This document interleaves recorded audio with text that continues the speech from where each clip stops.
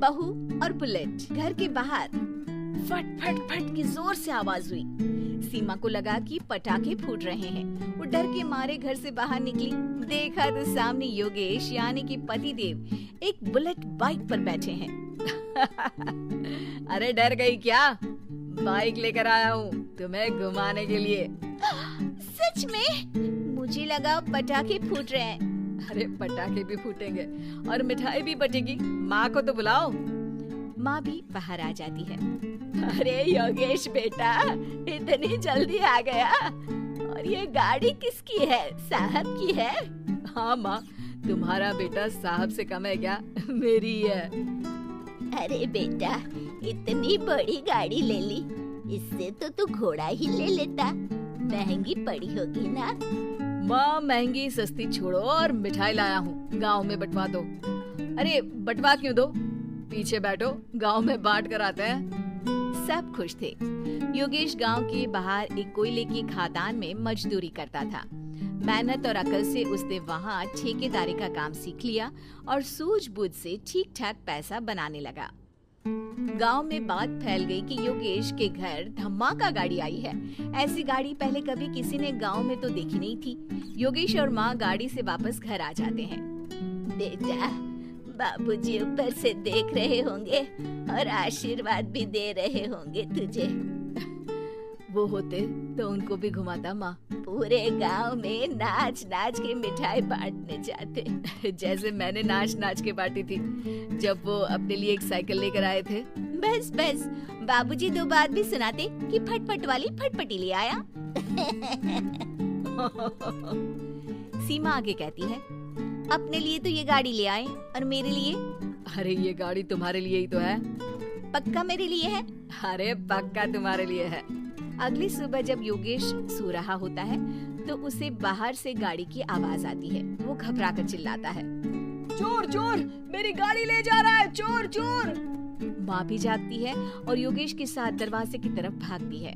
जैसे ही दोनों बाहर निकलते हैं तो देखते हैं कि सीमा गाड़ी चला रही है। अरे बहू, नाक कटवाओगी क्या? ये क्या कर रही हो? अरे गिर जाओगी, ये क्या कर रही हो तुम?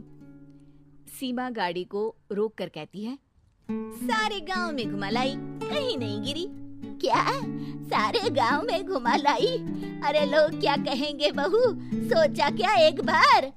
यही कहेंगे कि कितनी अच्छी गाड़ी है।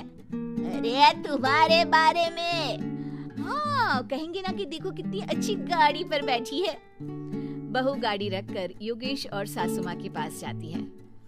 तुमने कब गाड़ी चलाना सीखा? हमारे बाबूजी के पास पुरानी स्कूटर थी, सीख ली।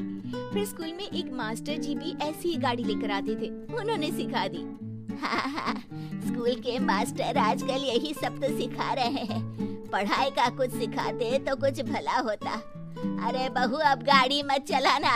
हमारे परिवार में कभी किसी औरत ने पीछे से आगे की सीट पे आने की हिम्मत नहीं की है। तुम भी मत करना, समझी? जी समझ गई माँ जी। सीमा सास की बात सुनकर चुपचाप रसोई में जाकर उदास होकर खाना पकाने लगी है। सास सुबह सुबह मंदिर से पूजा करके लौट रही होती है। तभी उसे दो औरतें रोक लेती हैं और कहती हैं, अरे बहू को थोड़े अच्छे लक्षण भी सिखा दो। गाड़ी चलाने निकली थी, गांव की मर्यादा का कोई ख्याल नहीं है। वही तो, अरे पैसे आने लगे हैं तो क्या मतलब कि किसी रीति रिवाज को नहीं मानोगे? अरे समाज में रहना है तो समाज के ढंग से ही रहना पड़ता है। अरे लाज भी नहीं आई बहू को? चूल्हे चौके से निकलकर सीधे गाड़ी लेकर चौराहे चबूतरे नाप लिए, फाट फाट फाट करते हुए। अरे कुछ कह देना उसे।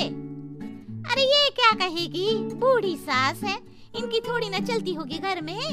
हाँ, बहू की ही चलती होगी, मर्जी भी और गाड़ी भी। सास सब सुनकर घर आती है और बहू को चिल्ला के बुलाती है, अरे नाक कटवा दी सबके सामने गाड़ी चलाकर। औरत जात गाड़ी नहीं चलाती। शहरों में तो 4 पहियों वाली गाड़ी भी चलाती है और हेलीकॉप्टर, हवाई जहाज भी।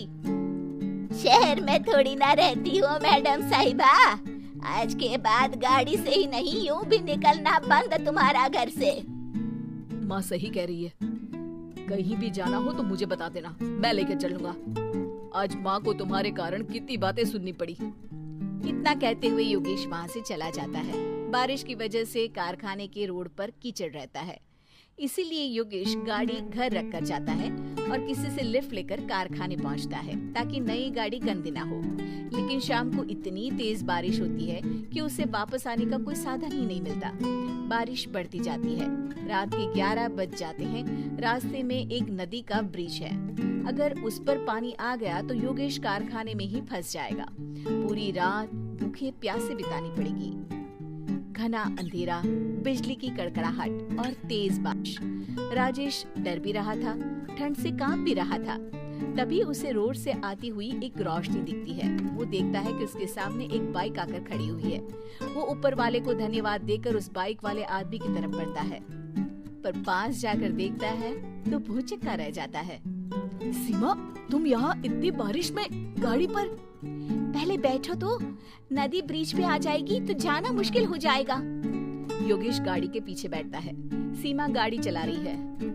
मैंने तो तुमको पहचाना ही नहीं। गाड़ी की आवाज तो पहचानी होगी ना। अरे पर मुझे नहीं पता था कि तुम आओगी। अच्छा किया कि तुम आ गई। माँ नहीं आने दे रही थी, पर हमेशा पति पत्नी की रक्षा थोड़ी ना करेगा, पत्नी को भी तो करनी चाहिए। योगेश को सुबह अपने किए पर पछतावा होता है। उसकी आंख में आंसू आ गए जो बारिश की बूंदों में बह गए थे। उसके बाद सीमा को सास ने और योगेश ने खुशी खुशी समाज की सीमा लांघने की मंजूरी दे दी। अब वो जहाँ भी जाती फट फट फट गाड़ी पे ही जाती।